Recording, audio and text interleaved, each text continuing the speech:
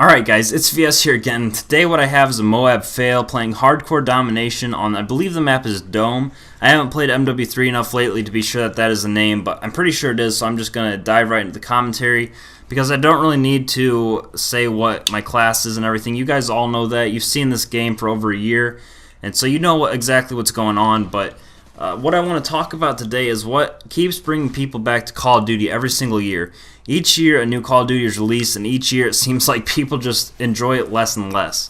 It seems like it's on a steady downhill decline, and I know a lot of people are saying that they want Call of Duty to die as a series, which I don't see that happening. A lot of people are actually saying that's happening, which it's not, because the past 2 years they've gotten the record for the most sales, I believe, each year. MW3 and Black Ops 2 both did. They broke the record for sales on release night or release week, I think. I'm not sure if MW2 or Black Ops 1 did, although I have a feeling that MW2 did at least. I don't know about Black Ops 1, but I don't know if it's the name brand or the experience that keeps people coming back. Call of Duty is a big name. I think it's the most known first-person shooter series that's ever come out, really. If you ask somebody what the first-person shooter series lead is, they're most likely going to say Call of Duty. I know a lot of people that don't like Call of Duty are obviously going to say Halo or Battlefield 3, but let's face it, it's Call of Duty because that's what gets the most sales, that's what gets the most players, and that's basically, that.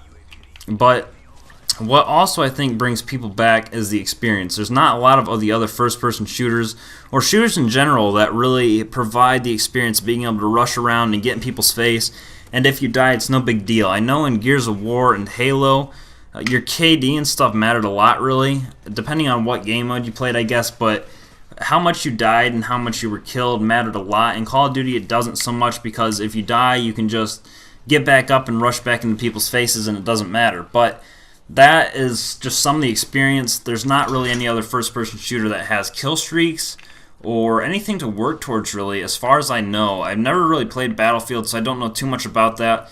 But I don't think that there's actually any kill streaks. All I know is that there's vehicles that you can get inside. But as far as that goes, I think that's about it. You don't really have anything you can work towards aside from winning, which is probably why people don't really play Call of Duty to win or lose, it seems. They're just in it for the streaks and for the KD and for high kill games and etc., etc., Moabs, nukes, all that stuff. And there's not really any other game that just provides that. Call of Duty is really the only one, and that's why I think people keep coming back.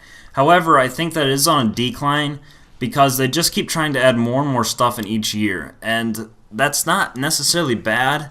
In some points, for instance, they add some good stuff in, like comparing Call of Duty 4 to Modern Warfare 2, the addition of the nuke made it really enjoyable for me to play after I was actually good enough to be able to get a nuke. But before that, otherwise for other people, in Call of Duty 4 there wasn't too much to work for. I think the helicopter, which was 7 kills, if I remember right, that is the highest kill streak you can get. So that game was probably more of just a basis to add the perks in and just be a good foundation for the Call of Duties to come. But the nuke and the Moab and all that stuff that got added in, I think that's a good thing. However, the bad stuff that they did add in is what I think make people not enjoy the game. And the fact that a lot of new players, they aren't really encouraged to rush around. They're given a lot of equipment to camp somewhere and just sit there and not really try, which is what a lot of people that actually enjoy Call of Duty try to do. They try to rush around and get kills. I personally don't find it enjoyable at all to sit in a corner. I don't know about you guys, but that's just one of the most boring things I can do in a video game, I tried it recently, and it was just so boring that I just stopped and I rushed around.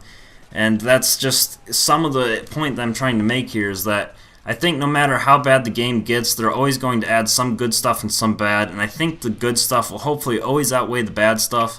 Kill streaks in MW3, how many there were and how many you could pick is what made that game just fantastic. And the addition of the death streaks kind of helped balance that out because a lot of people hated the death streaks, me included. But I also would rather have the kill streaks that I could pick and the death streaks that would work against me than not have any of that stuff added at all.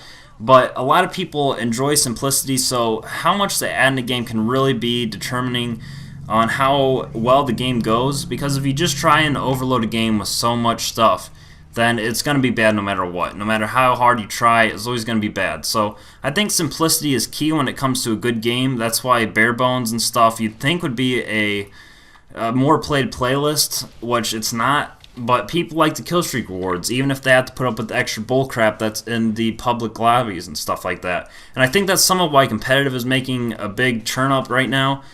You know, it's not quite as scrubby. There's kill streaks, but not stupid ones, and there's no death streaks or anything like that.